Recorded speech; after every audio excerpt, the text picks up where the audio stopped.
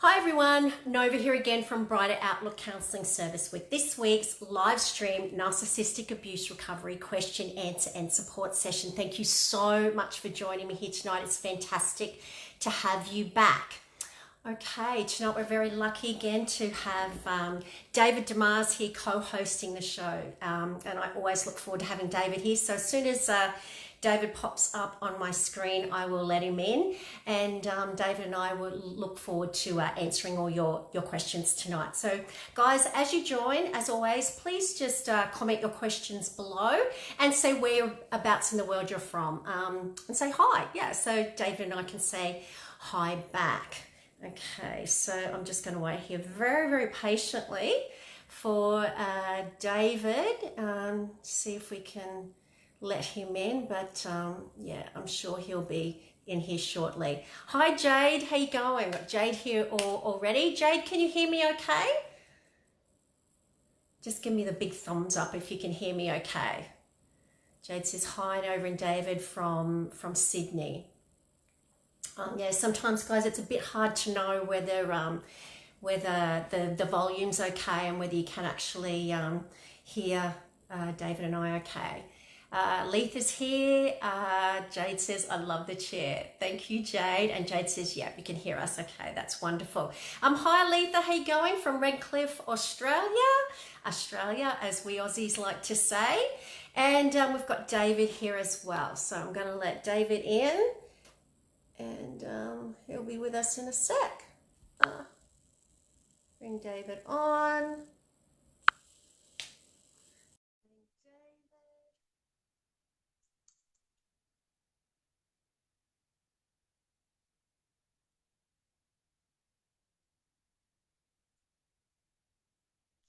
It's taking its sweet time. Old Google tonight, not Google, old NBN. Where you at, David? There he is. Hi, David. Hello. How you going?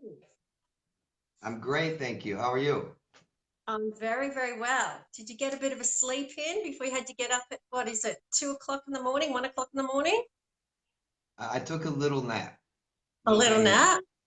Yeah, that's what you need, just to recharge the batteries. That's it. Yeah. That's all I got. We're So happy I'm if you okay. join us with no nap. I'm sorry? I said, we're happy if you join us with no nap. We don't care if you got bags under your eyes. Thank you. Thank you. Good, good. Okay, David. So we've got a few here tonight that I've already said hello to, but I think we should just get straight into what we were going to talk about tonight. So, did you want to kind of introduce that topic? Yeah, I was watching the Michael Jackson story the other day, and I didn't want to get totally into that, but I thought it was interesting when the victims who are claiming they're being abused were talking about grooming methods and grooming tactics and how they were groomed for sexual abuse. And I thought it'd be interesting to talk about how predators use grooming tactics for emotional abuse as well, and Uh, how similar it really is. Yeah. Absolutely. It doesn't just happen all of a sudden, does it? Where that the predators take hold, and there is most of the time a process that kind of leads into that. So yeah, I think it'll be a really interesting topic to kind of address tonight. Yeah, I do too. Yeah, you're right. It's not it's progression over time. Yeah, and it messes with the victim's head pretty bad.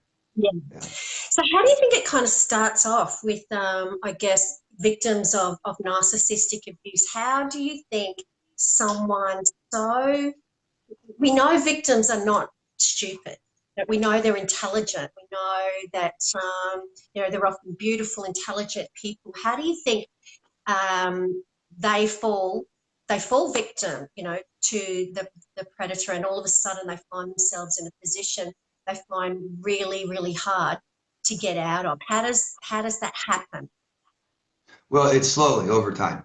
And what I did is I looked up some grooming methods by sexual predators, and I wanted to read these 6 stages of grooming by Dr. Michael Wellmer, and I thought it was pretty interesting. real quick. First one is targeting the victim. Second one is gaining the victim's trust, then filling a need, isolating the child, sexualizing the relationship, the abuse, and maintaining control. And I mean, the same thing, right? Anybody who watches narcissist videos, right? We talk about this stuff all the Yeah. time. We talk about gaslighting, projection, triangulation. And I think a lot of victims out here, I think that their abusers were different in the sense that I think some abusers in this, yeah, are so predatory and know what they're doing. And I think some aren't as aware of what they're doing, but are using some of the same tactics. That makes sense. Yeah. I think today Yeah. we're No, talking about the real predators. Yeah, I think those, how many of them were there? Those tactics that you just mentioned? Six, was there? that was a Six? six, yeah. I think I could imagine every one of those tactics fitting into the process in a roundabout sort of way with regards to narcissistic abuse. So let's go through them. Let's start at the first one. So the first Sure. one was targeting the victim. Right. Okay. And I know, hi, Andrea. Hi, Gemma. So, victims often think, why me? Why me? Do I have a sign on my back? How do I keep finding myself in relationships with these abusive people, with narcissists? And yes, due to childhood trauma and the shame and I guess those attachment disorders that we developed, yes, we can be more susceptible to it. But like a shark sniffing out blood and like a wolf sniffing out blood, we as victims are targeted. And that I think is really hard for some people to kind of to grasp is why me? Yeah, well, let's go back to child sexual abuse. And so what would make a good child sexual abuse victim? Pedophiles would tell you, I'm sure one factor would be not very good Strong boundaries. parenting. Yeah, parents not involved, not in the child's life all the time. Lots of neglect, right? Not Single checking in parent, with the child. I'm sorry. single parents, where they're working two or three jobs and they're not around as much as they'd like to be. Yep, yep. Yeah, well, I mean, one of the next stages is when you start getting isolation, it's easier, right, to have a victim who doesn't have that supportive cast in their life. Somebody who already doesn't have people in their life supporting them, much Yeah, easier. Yeah. yeah, Um, absolutely. So what was the next tactic they use after targeting? So there's always a reason why a victim is targeted, and that's because they're going to provide good narcissistic supply for the narcissist. They're going to provide good fuel.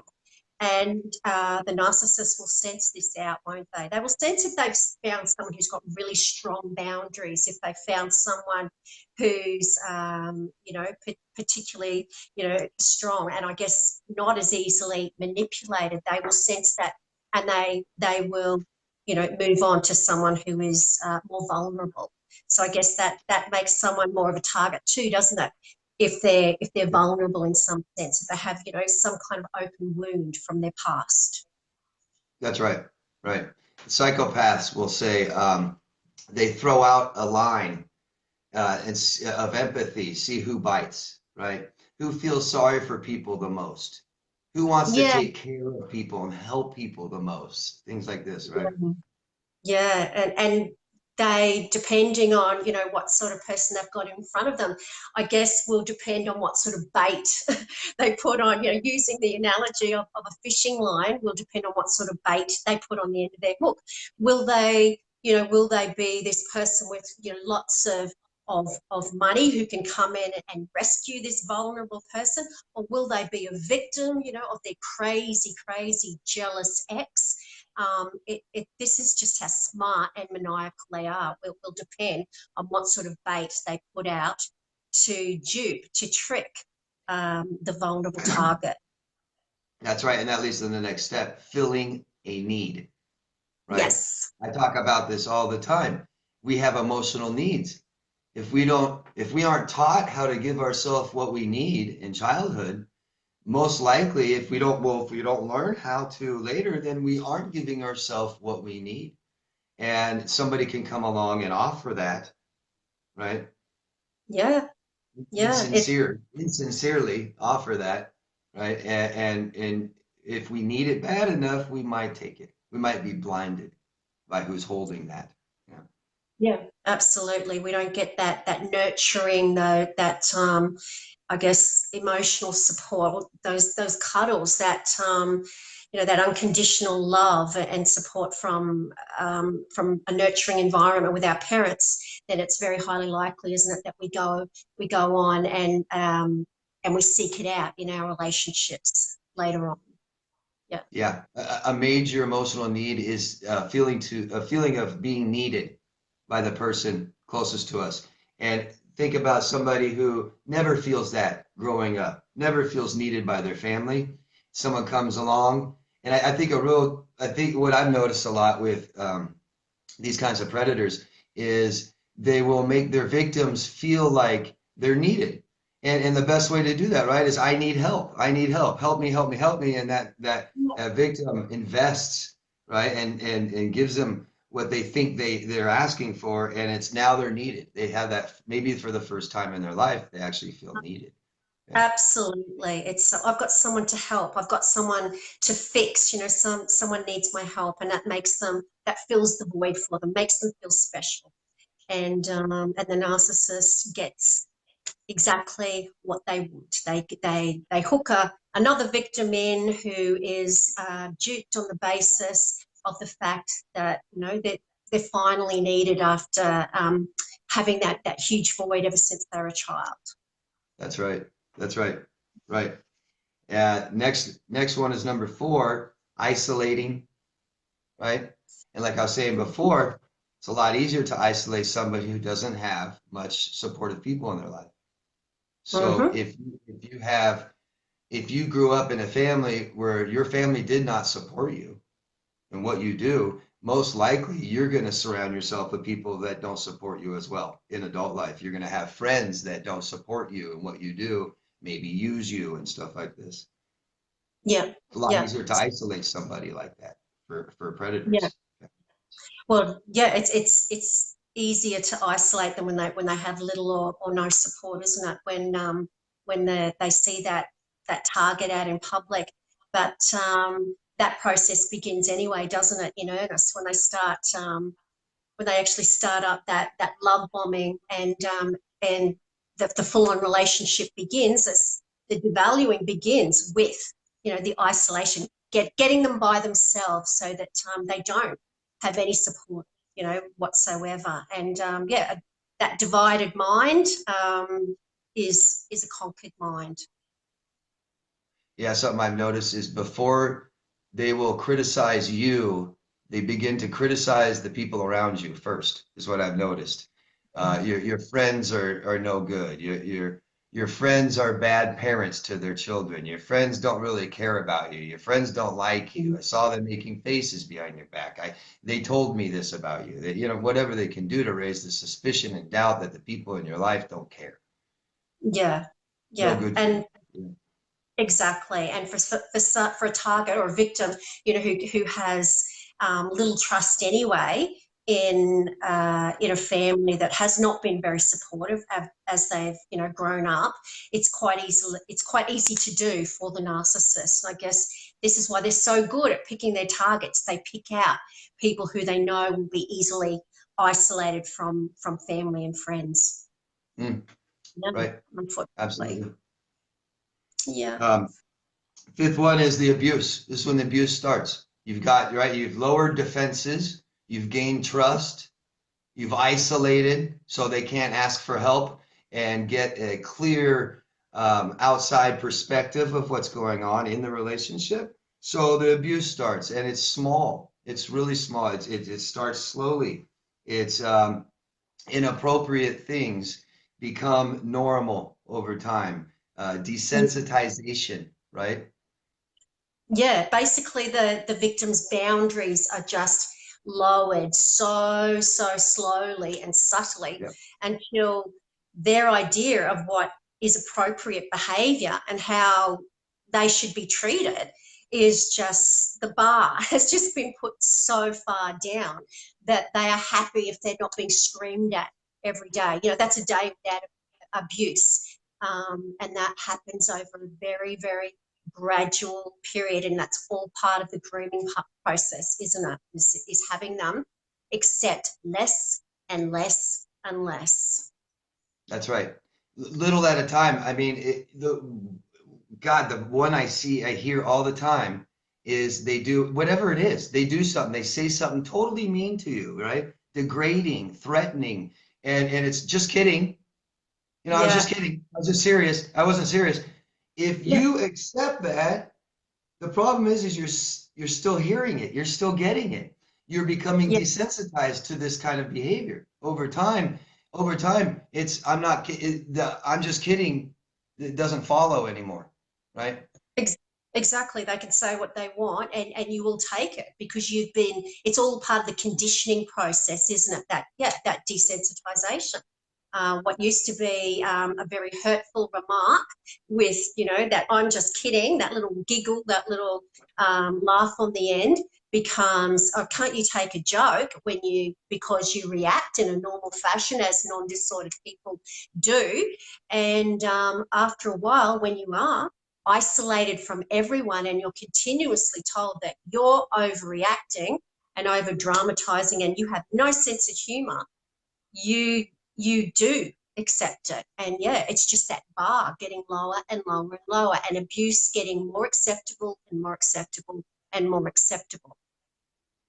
Look at triangulation, where the abuser adds someone to the relationship, and it's not right away. They just simply talk about the other person in a very non-threatening manner. They're not saying they like them or they're attracted to it. It's just talking about this person that maybe they work with, a coworker, Yeah. bringing them up once a week until it's just bringing them up almost every day.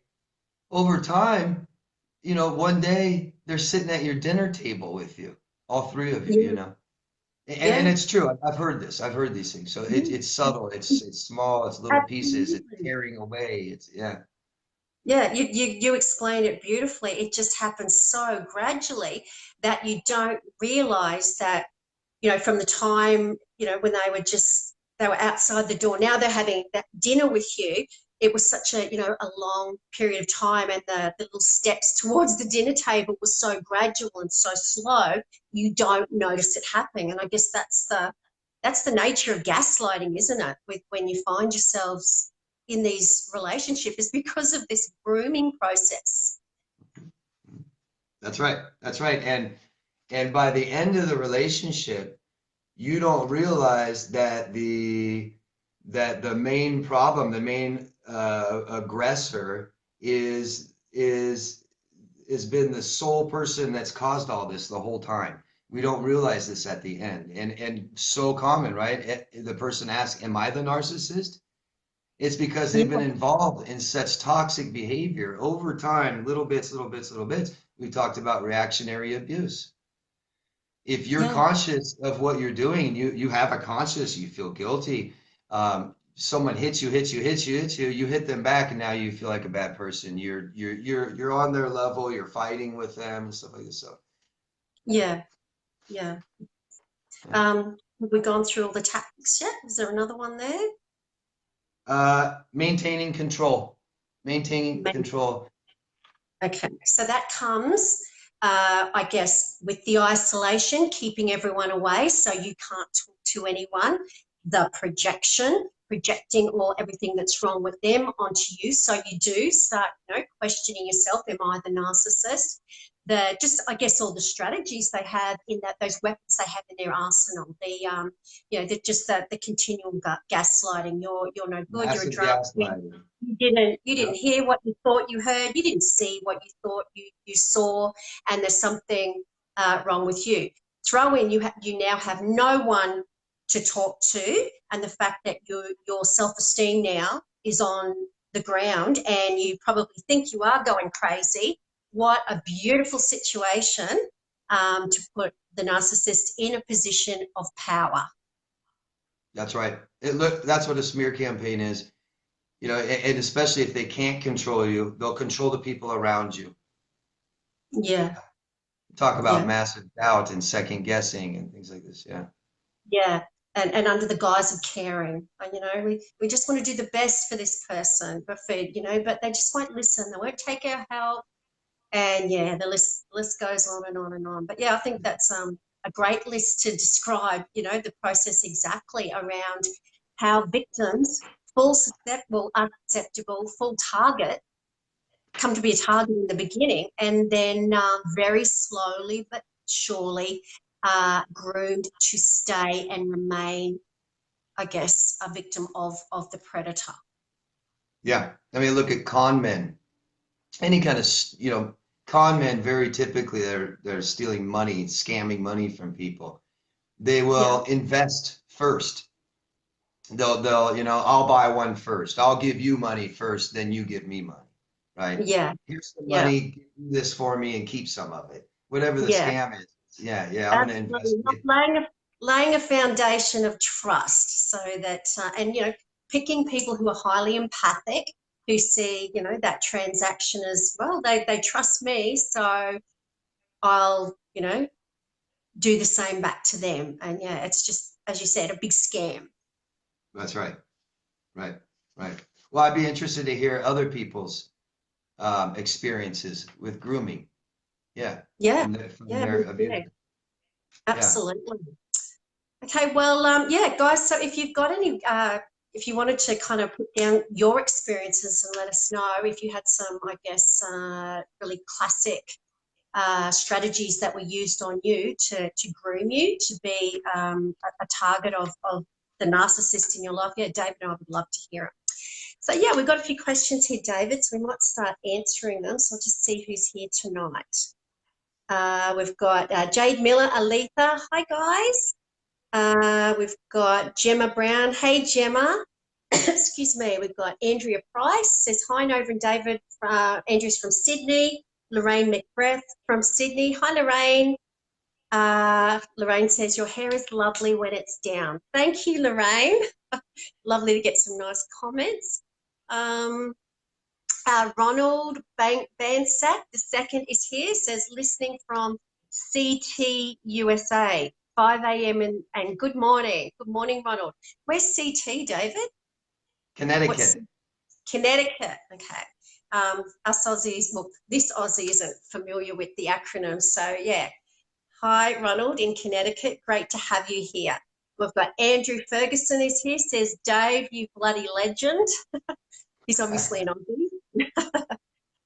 Kylie Gavin is here. Says, yes, they do move you to town away from family and friends. Yeah, that's a form of isolation, isn't it? Getting you to move into state, isn't it? It's not just kind of getting you to turn away, as in not talking to your family and loved ones. It can actually be, ripping you into state and taking you so you're not, you're not close to them physically. That's right. Sociopaths, they'll take you out, out on the fringes of town and stuff like this, out in the country. They'll move you out of state. Sure. Yeah, Yeah. that's a good one. Yeah. No neighbours. Yeah, absolutely. Mhm. Kylie. No help. We've got Catherine Jane Walker is here. She said they get you addicted to them. He would call the very people that worked for him because they know him. They know him same with family too. They get you addicted to them. He would call the very people that worked for him. Yeah, absolutely. And that's all part of the trauma bonding process. Catherine comes in there where they're just the strategies they use, the push, pull, the intermittent reinforcement. Yeah, the chemicals change in your body and you become physically addicted. So you've got all this working against you, and this is just how manipulative the narcissist is, with what they do to secure you as a form of narcissistic supply. Yeah. Yeah, look at social media, look at Facebook, and how many times can they get you to check your phone, to check your account in one day? How many times? How many times? The more the better. The more the better. So if you're out and about doing your thing, running your errands, what do? They'll text you. They'll call you constantly, right? Yeah. Yeah, it's getting that brain, it's training, right? The your brain thoughts and behavior patterns to consistently check on them, consistently look, consistently think about them. Yeah. Yeah. And it's also, I actually speaking to a client today about this, David, it's also that process of, once again, managing your boundaries down as to what is appropriate behavior. I was talking to a client today who was, engaging in all these faulty coping mechanisms in a potentially healthy relationship. And she didn't know whether this relationship was going to be okay because this guy only texts her, once every couple of days. And, they're only a month or so into the relationship. And she was used to that hounding, texting her every 2 seconds with, if she didn't reply, then she'd get a question mark. Where are you? What are you doing? This is part of managing their boundaries down, isn't it? Where this behavior, which is, we know now, is all about power and control. It's got nothing to do with love. And it's part of the grooming process. But the problem is when you get into a healthy relationship, they think, well, they don't like me. That there's something wrong with me again because they're not being hounded and they're not being constantly texted. So yeah, it sets you up for future relationship failures as well, doesn't it? Yeah, it can for sure. Yeah, it'll train you to need that. Yeah, all the time. Yeah. Yeah. Andrea Price says hi Andrea. They says they keep you from seeing, talking to your family, and then it becomes your friends one by one. Yep, they absolutely do, Andrea. It's intentional, and yeah, they're not going to do it, you know, in a really, I guess, obvious manner, and because then, yeah, it would be quite obvious in what they're doing. So yeah, like everything with narcissists, it happens over very slowly, very insidiously, so that you can't kind of point your finger at it, and you do think that, maybe there is something wrong with them, and maybe I shouldn't be talking to them. Yeah. Yeah, what might be alarming behavior in one day, they might take weeks, months to build up to that inappropriate behavior. Yeah. Yeah, and that's why you don't notice it. It's like it because it happens not all at once. It's that accumulative effect that you see if you kind of can step out of the fog. But when you're in the fog and it is happening so slowly, you can't see it. Yeah. That's right. And you may not even realize it till you're finally telling somebody that your story and you're saying all these things all at once, accumulated. It's like, oh my gosh. They're like, I can't believe I accepted all this stuff. Yeah. Yeah, it's a real eye opener. Yep. Okay, we've got Charlene Satine there. Hi, Charlene. Says hi, Nova and David. Catherine Jane says, I remember him saying I was negative and sinister and selfish, but now I know it was him all the time. I would get triangulation with others to try to get me jealous. It's sick. Triangulation is a big tactic they use, isn't it, David? Yeah, absolutely. It's that push-pull thing. How can I get you to come towards me more, to want me more, to chase me, right? Yeah, I'm going to be available. I'm going to look available to other people. I'm going to have people asking me out and stuff. And you're going to constantly be threatened. yeah, yeah. I'll set this situation up where I look like this person who everyone wants. Everyone's fighting over, and yeah, that creates that pull where you want to try and please them and reach the status of the person they're triangulating with. And yeah, it's sick, absolutely sick. Yeah, the silent treatments and stuff like this. You might be out in public with them and they just take off, walk away, run, literally physically run away from you and you start chasing them. Yeah. Yeah, absolutely. Or you're at a party or even having a party for them, and they'll just, yeah, give you the silent treatment, switch off, and of course this gets you scrambling to please them, and they're possibly off talking with someone else and flirting. And yeah, it's all part of the triangulation process. Yeah, yeah. Ronald says it's like you're reading a summation of my marriage. Yeah, unfortunately, a lot of these behaviours are just textbook, Ronald. And when you hear one person's story, yeah, it's like hearing your own, and it's scary how the narcissists, do use exactly the same strategies. It's like they all carry around the same textbook. Well, even some military will use their tactics. Look at sometimes instead of maybe just physically harming a captive soldier for information or stuff like this, they'll actually tell the victim that they love them. Maybe the person that beats them will be the same person every day and says, "I'm sorry, I got to do this. I love you," while they do it every day. And that just it brings you up to emotional level, emotional connection, and then the abuse, and it just tears you down. Yeah, it's I guess what it does, it makes the victim equate love with abuse. Love and pain, love and abuse go hand in hand. So what does this do? It sets up all the victims for, I guess, to stay in abusive relationships, be more likely to stay because, that they've been conditioned that love and abuse go together. And if they don't abuse me, if they're not doing all that kind of stuff all the time, then there's something wrong here. And it's just a real brainwashing technique, isn't it? That sets you up to ignore healthy relationships. That's right. It begins with positive attention, right? And then the negative attention is slowly added, and then the positive attention is slowly taken away. And then you have left with negative attention. And I've heard people say, well, I know he hits me and I know it's wrong, but when he does it, I know he loves me. Yeah. Yeah. It's very sad, isn't it? Yeah. Yeah. Any kind of attention they get towards the end. Yeah. Absolutely. Okay. We've got Gemma says, it happens slowly because they fake being nice most of the time, and we want to believe that's who they are.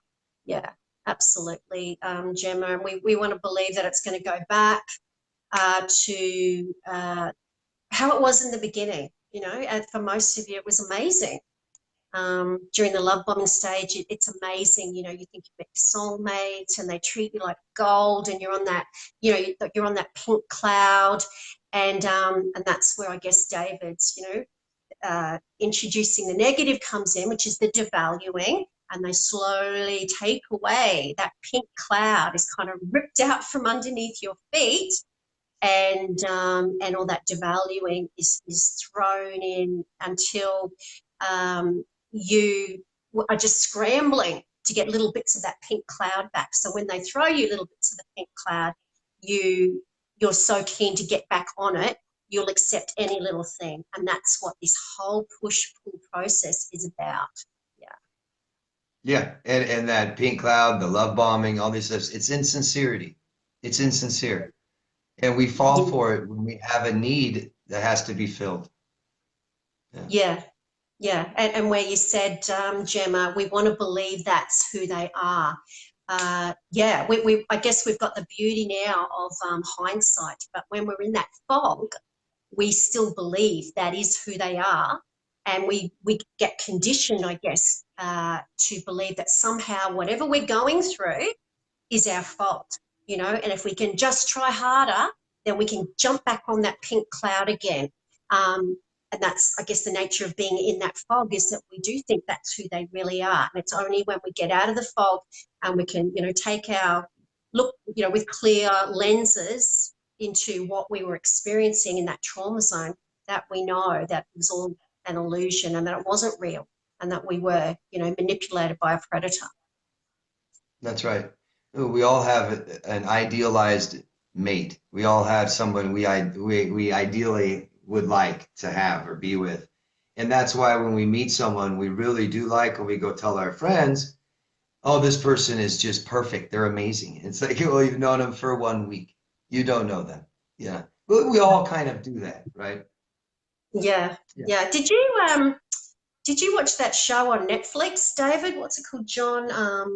Oh, can't think of it. I'll probably have everyone write his name down now. I can't think of his last name. Movie, series about a psychopath. Oh, what was it called? Someone, please tell me what the series is I, called. I know of the show. Someone's already told me. I have not ever seen it though, but I know what you're Yeah, saying. Something about yeah, the psychopath. Yeah. yeah. Classic examples. I know someone will tell me, and we can have a bit of a chat about it in a second. But yeah, it's just slipped my mind. Catherine says, love these chats, so educating. I'm so happy, Catherine, and I'm glad that you're part of it and that you make them what they are. Ronald Bancic is here and he says, I was gaslit and emotionally abused for 20 years. I stayed because we had 3 kids. I loved her and I only gradually saw the narcissism. Yeah. Did you want to talk to Ronald? Number one, it's fantastic to have you here, Ronald. We don't get enough men. So, yeah, did you want to have a chat to Ronald, David? Well, what do you say, 20 years? 20 years. And, yeah, as well, so many of us, you only saw the narcissism gradually. Yeah. Well, the gaslighting, it's like it spins you around and around and around and around for so long, 20 years. Take your time to unravel all of that. You need to. Because the Yeah, reality that you've been fed for 20 years is not real. It's not true. And yeah, we lied to ourselves for so long, too. Yeah, so really talk about these things and make sense of everything until you completely understand. And doing that, really do that with someone else. Do that with someone else that you can trust, that can give you a healthy perspective of what's going on, what has been going on for so long. That's yeah, awful. yeah. Great advice there, Ronald. Oh, Dirty John. Thank you, everyone. Dirty John is triggering but awesome to see. Yeah, I watched it last weekend. If you get a chance, David, watch it. It's I've seen just it. I didn't know that was on. I didn't know that was on Netflix. That oh, actually is on YouTube. You can catch oh, the entire podcast on YouTube. Yeah, yeah. Wow, so triggering it's and about just it's about a 6 piece podcast, I think, something like that, and it's the fantastic. eight Yeah, episodes. Yeah, I watched it all in one day. I binged it and oh my goodness, so triggering. I was just one episode and it was just so real. You know, it's one of the few series I've watched that I just went, wow, it's just so real. Yeah. yeah, it's a Okay. good one. I've recommended it before. It's really worth Yeah. listening to. Yeah. Yeah. We've got Ryan Finlay here. Hi, Ryan. We've got Raymond Cooper there. Hi, Ray. Uh, Andrea says, that is exactly, if I didn't answer my phone, I was accused of everything you could think of. Yeah, I'm assuming you're talking about, when they're texting you all the time, Andrea, and that's all about power and control. It's about conditioning you to answer their calls when they text you, when they ring you, um, because they're setting you up. They're setting you up to, at the start, oh, I'm only ringing you because I care about you. If I didn't care about you, I wouldn't be texting you all the time. So it's always done under the guise of caring, but it's really about power and control and, yeah, and making you, I guess, intimidating you, making you feel like you're obligated to be at their beck and call. Yeah. She brought up a good point. Accusations, right? Always accusing, so that you're Yeah. always defending. And if how many times do you want to explain to them why you took so long to text them back, answer your phone? So what do? You race to answer your phone, and then you start apologizing, right? Yeah. Because you just don't want Or to deal with this when you get home. Yeah. or you make things up, and or you'll say, oh, no, I wasn't, with this person, which might be a totally innocent thing to do. You might be having dinner, say, with your mother, but you might have to lie about having dinner with your mother, to the narcissist because of the isolation, and they know that you would be angry about that. So you end up lying. This sets you up for you to be abused because they probably know exactly where you are, you know, and they want you to lie so that they can go, see, I told you you were lying. And it's, yeah, And it's just right, and then all you are about, lying, so you're guilty too in this very toxic relationship, and that's all we're gonna see what we've done to them. Yeah. exactly. And that's part of the gaslighting, isn't it? Where, like that's a classic situation, isn't it? You lie because you want to go see your mother or your best friend, whoever it is. Your narcissist doesn't like that person and is angry at you for going to see that person. You get caught out lying. And then when you come to tell them, well, you lied, you cheated on me and you did this and you did that, they can throw that back in your face and go, well, hey, you lied about that. So this becomes the crazy making nature of the gaslighting, where you can't, your reactions to their abuse are just not valid to them. You don't even have to lie, do you? Yeah, They'll no. accuse you of that you lied, and Anyway, that can continue for years. Remember that time you lied to me? I never did lie. You know, it's just from that moment on, the narrative now is you yeah, lied back on Easter morning, that day that we're supposed to go to your parents. Yeah, you lied, remember? And you said, no, remember, I didn't lie. yeah. I didn't lie. And they But remember it as you lied. Yeah. the thing you have to have, you know, a photographic memory to remember what happened, you know, at breakfast time 10, 15 years ago on the way to mum and dad's. But they will remember that. But they're probably remembering something that never happened in the first place. So this is what's so crazy making for the victims, is because you know you can't remember back that far. So you kind of a lot of the time take what they're saying as, well, they can clearly remember it, I can't remember it. So you know, if you've been ground down that far, this is where the gaslighting can be really successful. There are people in relationships who've been accused of cheating so many times that they just say, okay, fine, I cheated.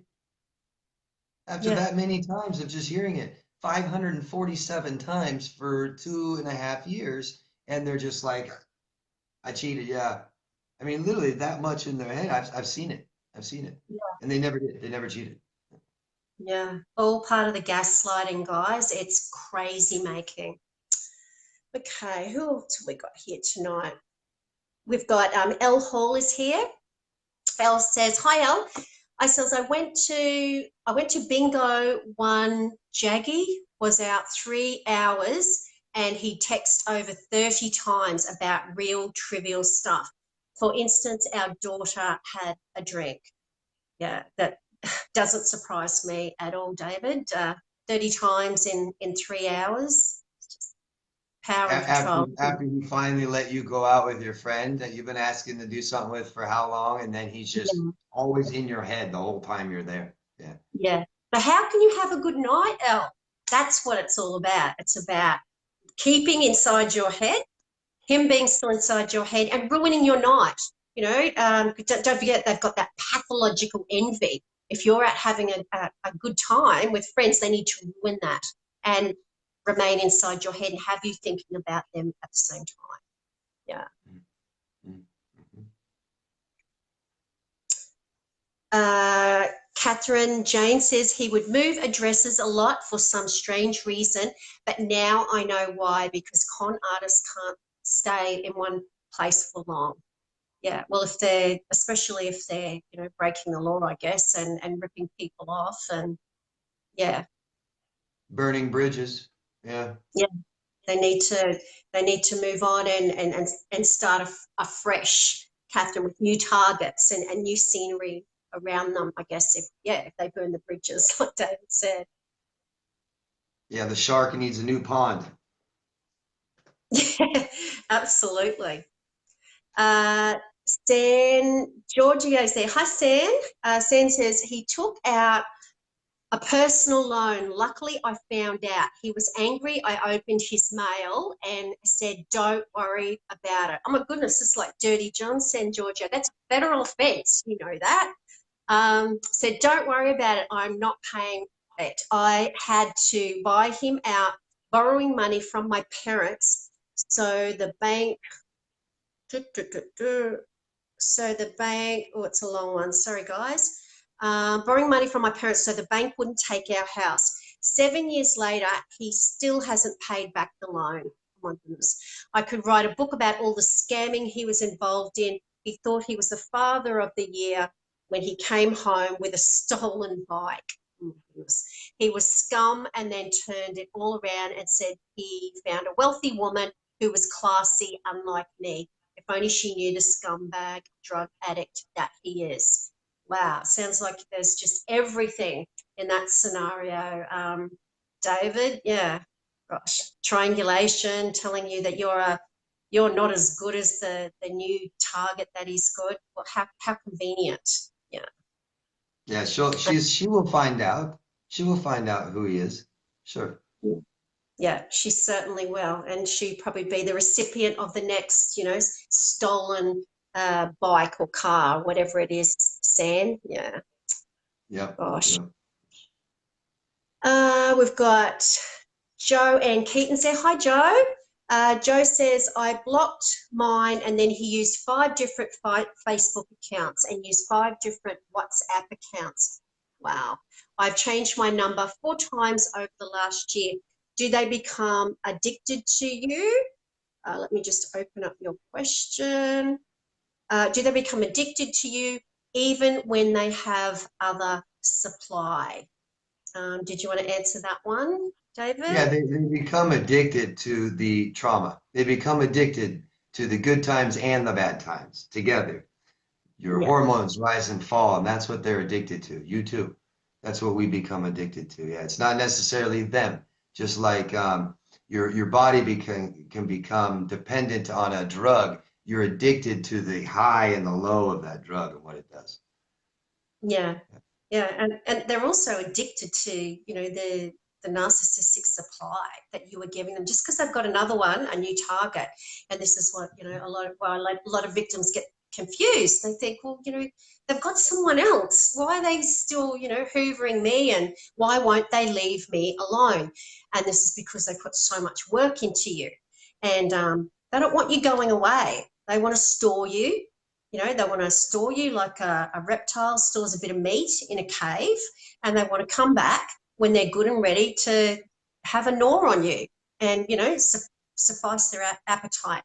And that's what it's all about too. It's just all about, they basically think they own you. You belong to them. They put a lot of work into you and they don't want you going anywhere. Yeah. Yeah, the importance of relationships is on what they provide. So you'll see this in they may not have real friends, but their friends, you'll see this. They might have one that gives them rides. They might have a friend that lets them borrow money. They have a friend that makes them feel good and praises them all the time. They might have a friend that sits and just listens to their BS all the time. So Friend, they'll replace you, and you'll wonder why are they with this other person? It doesn't make sense. Doesn't seem like who they like or who they want because they're not interested in emotional connection. They're interested in physical and what they can get from you. That's it. yeah, yeah.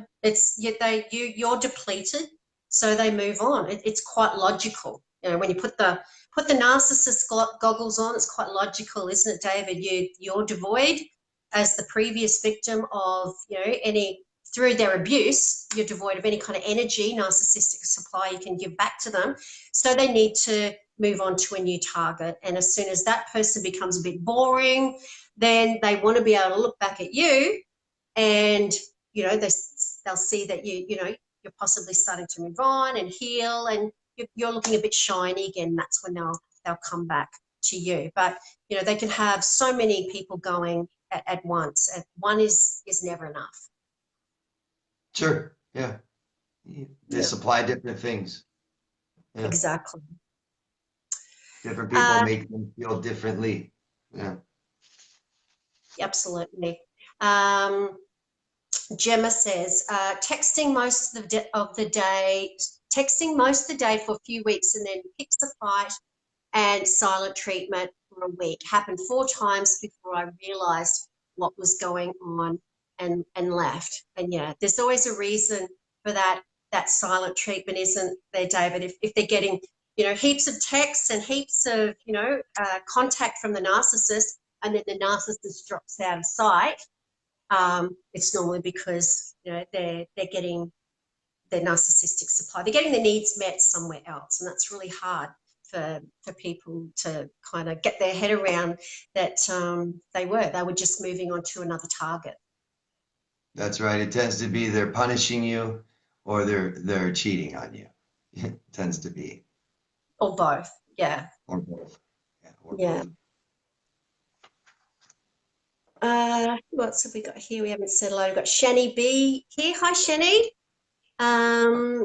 Says, oh my God, the crumbs. We've got Leah Abati there. Sorry, I'm not sure if I pronounced that right, Leah. How you going? We've got Nicole Francis here. Nicole, hi Nicole. Nicole says, is the push-pull like when they deny you from things, like they only want things on their terms? Yeah, it can be, Nicole. That the push-pull, I guess it's just a term that David and I use, that we use in the narcissistic abuse community, which just refers to, pushing you away and drawing you in, making you want to stay in the relationship, or devaluing you so that you pull away, so that they're pushing you away. And as David was saying earlier, that push, pull, I want you, I don't want you, I want you, I don't want you, is very addictive. It sets you up for these massive chemical changes in your body, where there's massive highs when they're pulling you in with the love bombing and telling you you're amazing, and then you crash rock bottom with the devaluing, which they could be doing anything, cheating or whatever they're doing. And these chemical highs and lows are very, very addictive. And with the intermittent reinforcement, which is you don't know when the next reward is coming, as in you don't know when you're going to be rewarded and pulled back in with the love bombing. So you hang around waiting for your reward, which is to be pulled back in.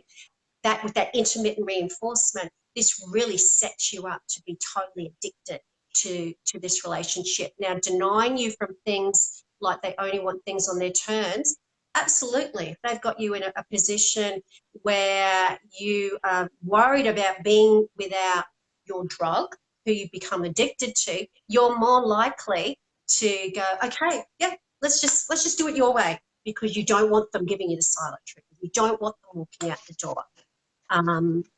So yeah, that can absolutely be a part of the push-pull that they're engaging in with you.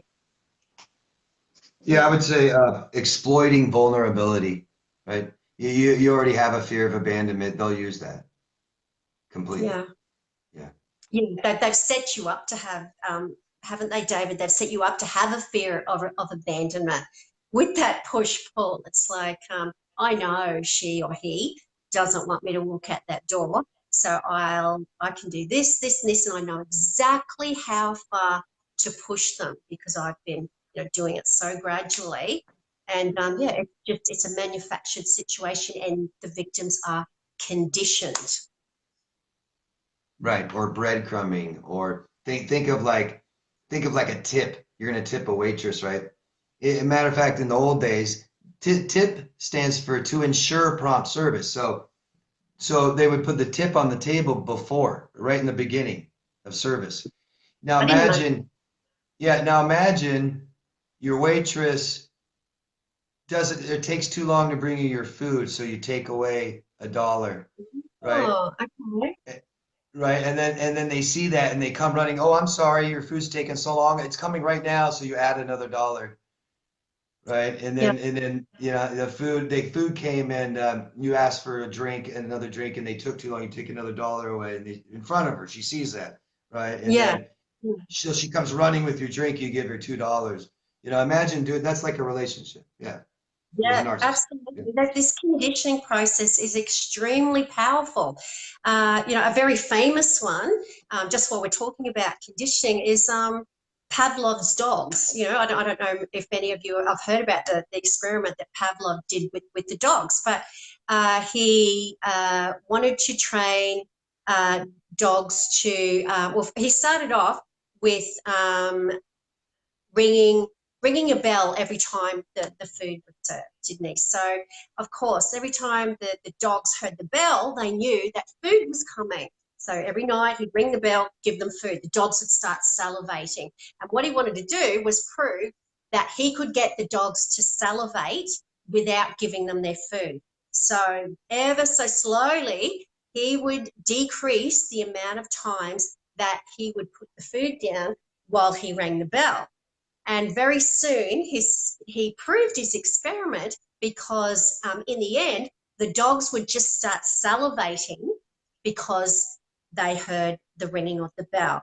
So what this proves is he got the conditioned response from the dogs, which is the salivation to the sound of a bell, by pairing the bell with the stimuli, which was the food. And this is exactly what narcissists do. They condition you and then they take one away so that now you are going to do what they want and they don't have to, I guess, throw in all the other stuff, like pair it with that good stuff. They can now just go, hey, come here.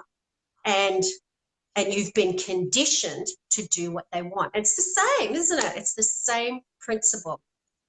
Yeah, that's a great experiment. So he got desired behavior from without the reward. Yeah, That's right.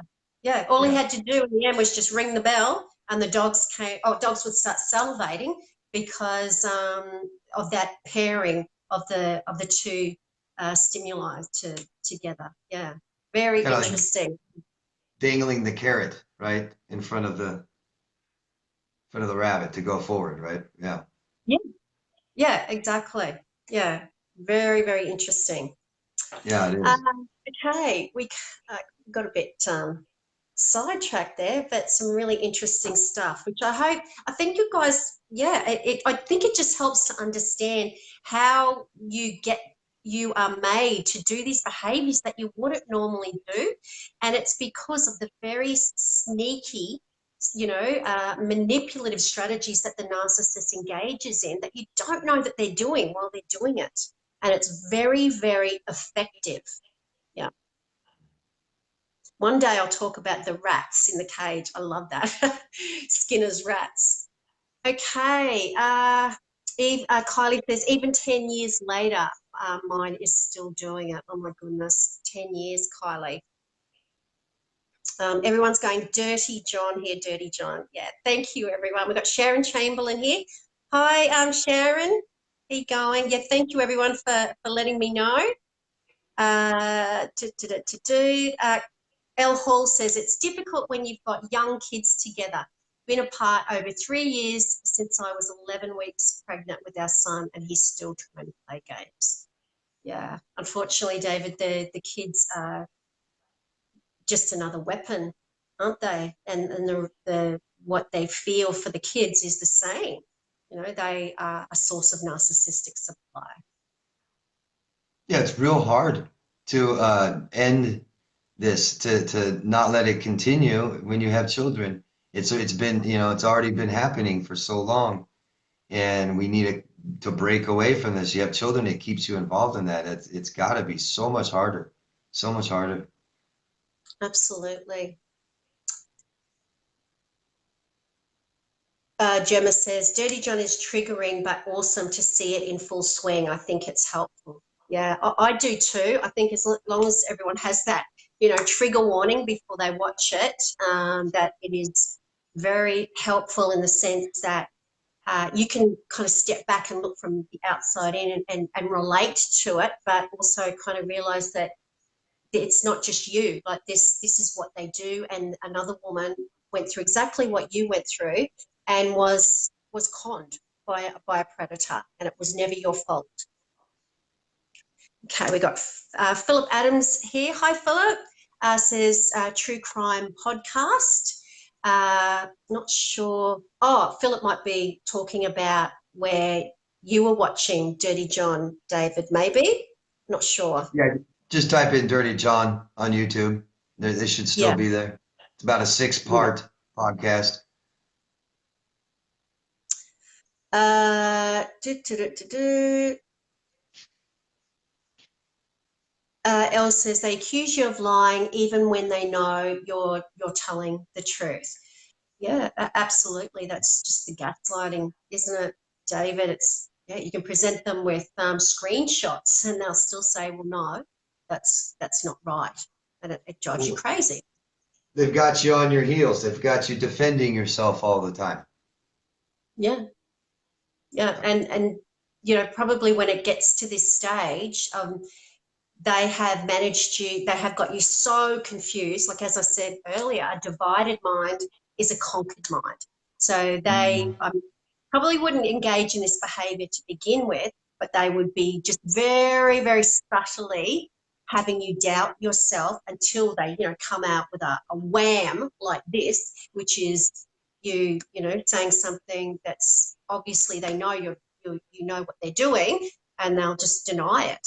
And that's because they know they've got you in a place where they can do that.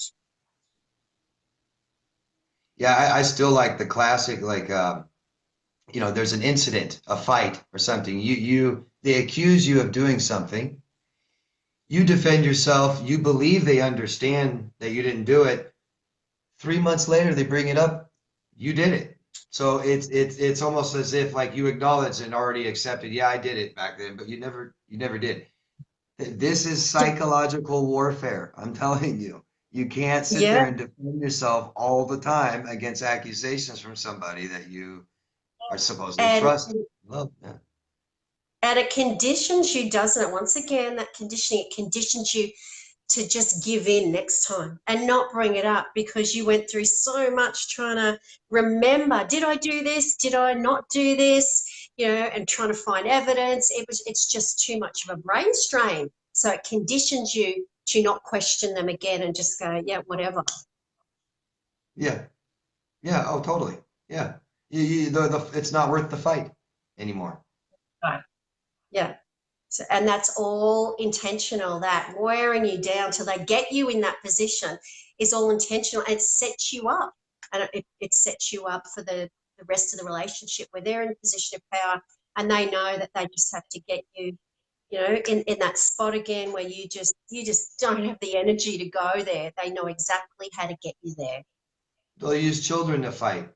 If they accuse you in front of your children all the time, eventually you just don't want them to say it in front of your children, right? Yeah. Yeah, Yeah. Maybe you'll absolutely. just admit it. Yeah.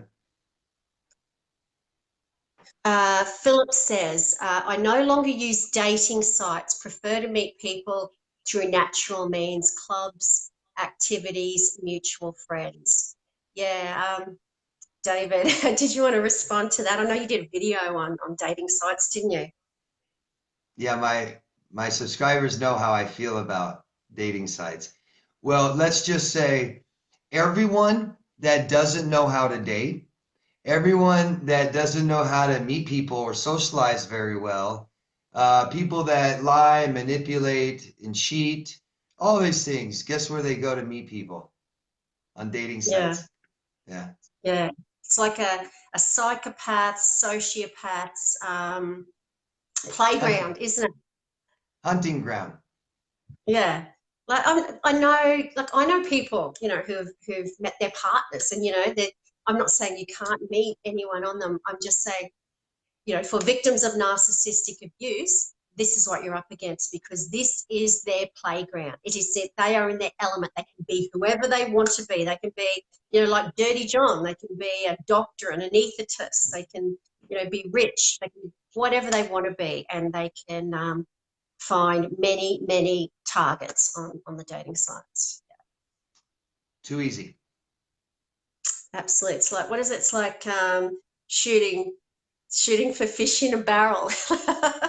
That's right. Yeah. Yeah. Yeah. Think about it. It's easier to target. Yeah. All of our steps. It's easier to target victims on dating sites. It's Yeah. easier to gain the victim's trust on dating sites. It's easier to fill a need, to know what that is on a dating site. All of this is easier before you even meet. Yeah. Yeah. It's kind of like, yeah, I know what they want I know what most women or men, I shouldn't say just women, what men want as well. So I'll make my profile so absolutely perfect, throw up some amazing, pictures, and yeah, got the perfect setting to meet a psychopath or a sociopath. It's like a peacock displaying its feathers, right? Yeah. Look at my feathers on my dating site, right? Yeah, yeah, exactly. Kylie says, hearing you both when you said about the lying, they accuse us when they do it 24/7. I confronted my ex about cheating with a co-worker, and he said, what do you expect? You work in a pub full of men. Hold on, open that up. You work, what do you expect? You work in a pub full of men, stupid really, because they were all old farmers. Um, so clearly being, Minimization, yeah, minimization, right? Directing blame, all these things. It's just, what do you expect? We all lie. Come on. yeah, exactly. Okay, we've got Nikki Aiden there. Hi, Nikki. Nikki says, hi, Nova and David. Why does your brain take so long to repair after narcissistic abuse? I feel like I'm not the same. I can't remember anything. Can't stand noise, lights. Does this get better? And why does this get better? And why does it so embarrassing? Did you want to talk to Nikki about why it takes so long to heal after narcissistic abuse? Well, Nikki, if you're talking about actual damage, that'd be the shrinking and swelling of specific parts in your brain. This will repair itself. Best time is during sleep. Sleep is just crucial, crucial, crucial, crucial. And it sets the tone for the day, every day.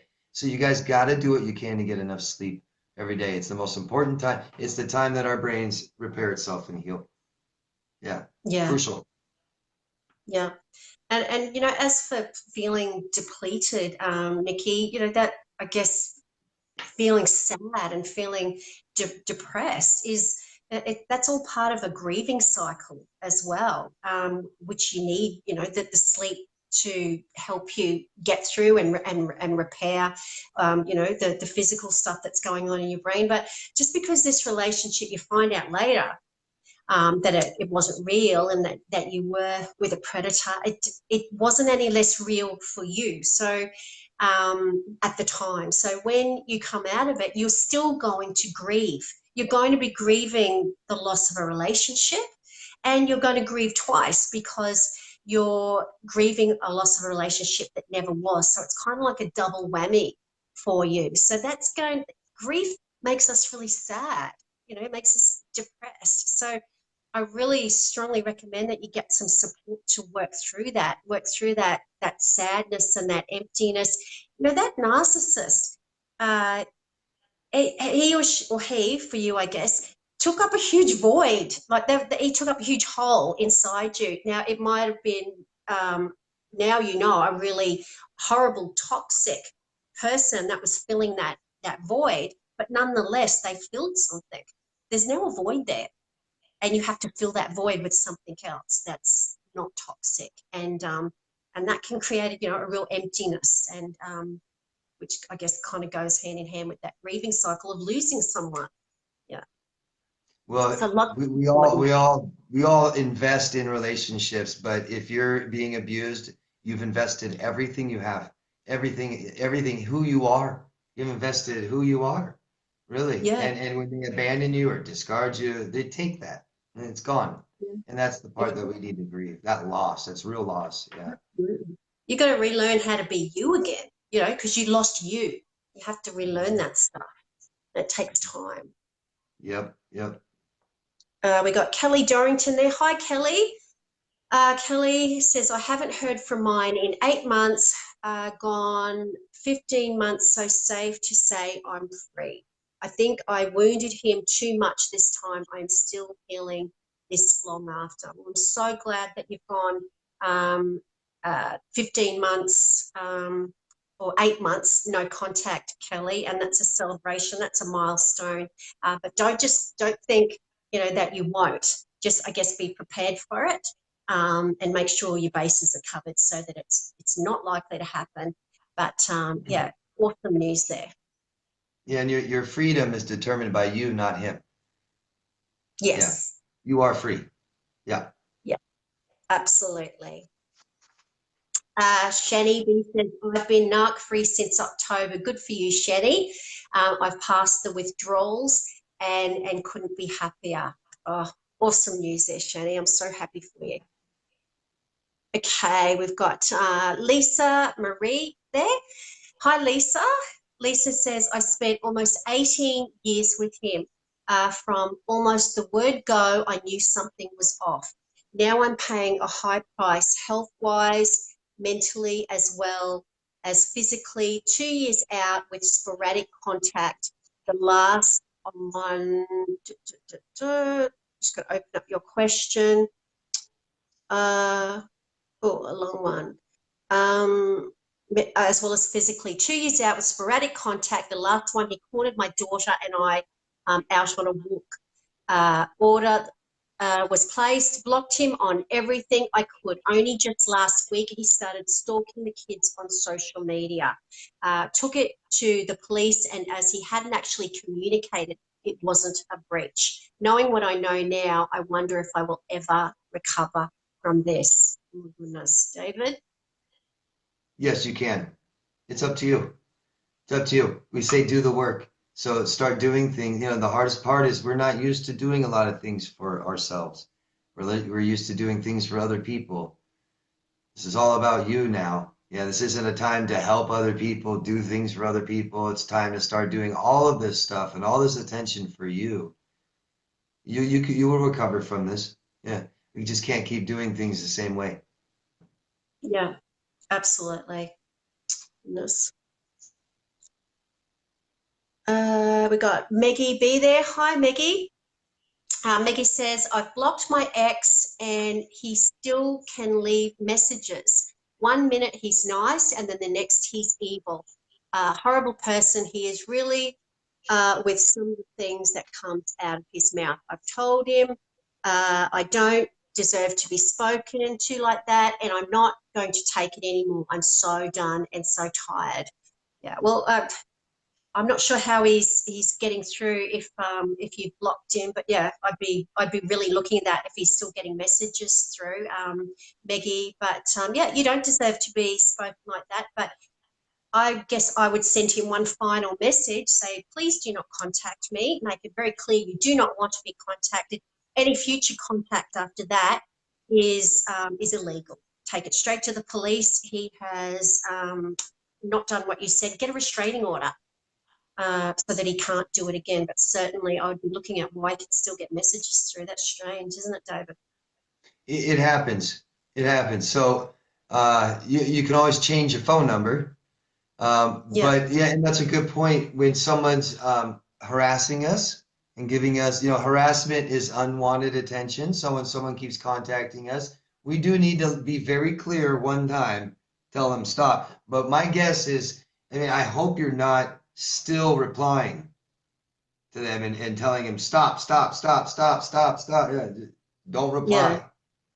Yeah. Just one message saying that you do not want him to contact you ever again. Make it very clear so that you've got documentation that you asked him to stop. Then it becomes stalking, harassment.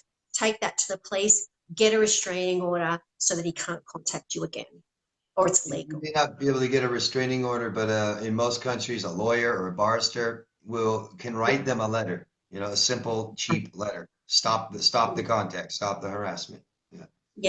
Yeah, something anyway, so that it's some kind of deterrent. Yeah. We've got Julie Elizabeth Putnam's there. Hi, Julie.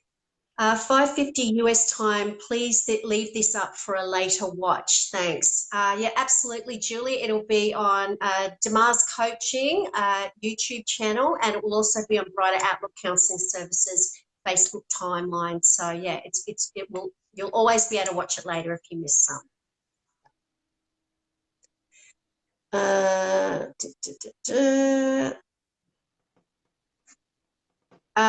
Philip Adams says, can DBT therapy help NPD? I think he might mean CBT therapy. Philip, if not, just correct me there. Can cognitive behavioral therapy help narcissistic people with NPD? No. Can it help victims? Absolutely. It can help go towards helping victims. But the biggest thing with victims of narcissistic abuse is having their experiences validated to begin with. Certainly, some CBT techniques are very beneficial with retraining the way you think and kicking out those negative thoughts and replacing them with positive ones. Because if you keep doing the behavior and making yourself think a positive thought, eventually your thoughts and feelings are going to align with your behavior, and you're actually going to be positive about what you're doing. But it will feel really weird to start with. But I guess that's what CBT is all about. Can it help people with NPD? No. Nothing helps people with NPD. We talk about this a lot, don't we, David, about the fact that this is who they are, this is their personality, and they don't change. They like who they are. They don't want to change. Yeah, well, I think he's thinking of dialectical, DBT. And Oh, yeah, really? Okay. there has been noted some progress with that, but I'm not aware of any personally myself. What's it called, David? Dialectic what? Dialectical behavior therapy. It's Dialect. Oh, similar. okay. My It's more, yeah, and it's more cognitive therapy. It's more talk-based, talk therapy, cognition, awareness. Yeah. my apologies, Philip. I thought it might have been a typo. Then you're talking about And, CBT. and it's much more involved, I believe. Much more Yeah. involved. Yeah, much more. But supposedly I've heard from doctors, therapists that narcissists can change. The reason they don't is they don't want to. Typically, Yeah. typically. Yeah. I guess a narcissist can do anything really. So, yeah, can they change if they want to? I guess they can. But a narcissist, as you said, has to want to and has to have an awareness around, just as anyone who wants to change has to have an awareness of how their behavior needs to change. And, That's how right. many narcissists go to therapy saying, hey, can you help me with my narcissism? Yeah, how many narcissists don't say it's your fault? Yeah, exactly. So this is what we mean by they don't change, because they're never going to sit in therapy and go, hey, I'm a narcissist, because the very nature of a narcissist is they don't self-reflect on their behavior. It's all That's about right. putting on a front of being superior and grandiose. That's right. Never, That's right. yeah, Yeah. And I mean, what is change? So that's all subjective, isn't it? Anyways. yeah, absolutely. Okay, we might just answer a couple more, guys, before we wrap it up for the night. We got Mandy Webster here. Hi, Mandy. Mandy says, hi, Nova and David. Would you have any ideas when a child is involved? Narcs are such cruel and heartless people. Yeah, look, we talk about this a lot. It's so much harder when you've got children, Mandy. Perhaps have a look at our past live streams. We've kind of gone into a lot of depth with what it's like, but I guess it's all about not reacting still to the narcissist's abuse and making your household the happy, appropriate household, so that your children have at least one appropriate parent there. David, did you want to add to that? Yeah, thank you. I think step one is get away from the source. And that's what makes this so hard when you have children. You're still connected, still tied, still bonded. So you've got to do what you can to get away from that source still. That's why communication limited, only about the children via email, right? So no cross communication if you can't. Avoid even seeing them if you can.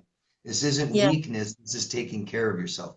Yeah. Yeah, they're all triggers, aren't they? And when you're having those triggers in your life, Mandy, you can't be that happy, parent that the children need. So yeah, cutting down an email and not seeing the other parent is not a sign of weakness, as David said. It's keeping you safe so that you can parent those children to the best of your possible ability in the house that you have. Yeah, and parents too often, I want to stay together for the children. Yes, Yeah. children need mom and daddy, but not unhappy together. Nope. They need you both they need you both happy. Yeah, and they're not going to get that in the way that we want from the narcissistic parent. So that's why it's so important for them to get that from you and make that house, the best you can possibly be, which means that you need to be the kids don't want a perfect mum, they want a happy mum. And you can't do that if you're still reacting to your abuser. Yeah. Yeah, the children need happy moms and dads, so the emotional attention is put on the child, not on you two fighting. Yeah, Yeah, that's where it needs to go. absolutely. Okay, guys. Well, I just want to say hello to a few people before we go. We've got Daniel George Baker here. I might just read out Daniel's. Uh, David, you're a very wise, knowledgeable man. You have definitely opened my eyes on living with a BPD. 10 years in a relationship, it has taken 2 years to come through the fog. No contact, essential in recovery of yourself to be yourself again. Thank you, Danielle. You take as long as it needs to take. Another 2 years, however long that takes. Yeah. Keep learning. Yeah. Thank you. Thanks, Daniel. Okay. What have we got that I haven't said hello to? Got Lisa Ball Gonzalez there. Hi, Lisa. Lisa says they accuse you of what they do. Yeah, and that's what we call projection. Lisa, they do that. That they basically regurgitate everything they're capable of doing or they have done, and they just shine that, shine that onto you and then attack it. It's a way, I guess, of purging their true self. That true self they spend their entire Yeah. lifetime hiding from. They regurgitate that and they throw that true self onto you and they attack it onto you, and that's projection. Yeah, classic Yeah, tool of the narcissist. yep, perfect. They're telling you what they're afraid of being. Yeah. Yeah, Liars accuse people of lying. That's why we don't accuse people of lying all the time. We don't steal. We don't accuse people of stealing all the time. Thieves do, though, right? So people that yeah, accuse you of things all the time, people that point the finger, what do they say? There's three fingers pointing back at you. We don't do yeah. that. We don't accuse and allegate and talk and all this stuff. We just don't do that. Yeah, absolutely. Okay, everyone. Well, David, we might leave it there. So, everyone, thanks for joining David and I. David, thank you, as always, for co-hosting the show tonight. Fantastic to have you here. Thank you for having me again, always, and thank you all for tuning in. And please, if you can, on YouTube, go check out Nova's YouTube channel, Brighter Outlook Counseling Service, and Facebook channel. I put them down in the description box on my video. David, and for all my Brighter Outlook followers, please subscribe to David's YouTube channel, extremely popular YouTube channel, which is called Demar's Coaching. And I'm sure David will have the link at the bottom of the screen here as well. So, David, thank you very much. David's here every second Tuesday night. I'm here every Tuesday night. David's here every second Tuesday to co-host the show with me. So, yeah, have a wonderful rest of your morning over there in Las Vegas. And I'll see you in a couple of weeks. Okay. Thank you. Good night. Good day. Thanks, everyone. Bye-bye. Thanks, David. Bye.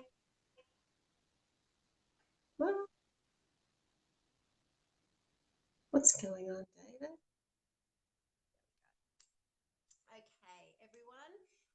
Thank you so much, all of you, for joining David and myself here tonight. It's been an awesome Love having David Demars here to help to co-host the show with me. He's just an amazing wealth of knowledge in this narcissistic abuse community. So I'm very grateful that he comes on board every Tuesday night to help me. Okay, for those of you who don't know, I'm a professional counsellor on the north side of Brisbane, and my area of expertise is in helping victims to overcome the trauma of narcissistic abuse and to move on from these very, very traumatic relationships. So if you would like to have a one-on-one private counselling session with me, I counsel people via Skype all over the world, and all over Australia, of course. So if you would like to have a private session with me, please just inbox me here at Brighter Outlook, and I would love to be able to support you in your narcissistic abuse recovery. Okay, on that note, I want to say thank you so much for joining David and I here tonight, and I hope that you're all going to be back here next Tuesday night, 7 p.m. Brisbane, Queensland, Australia time, for the next live stream narcissistic abuse question, answer and support session. Fantastic to see you. Have a wonderful week, and I will see you soon. And as always, remember your worth and then add tax. Bye everyone.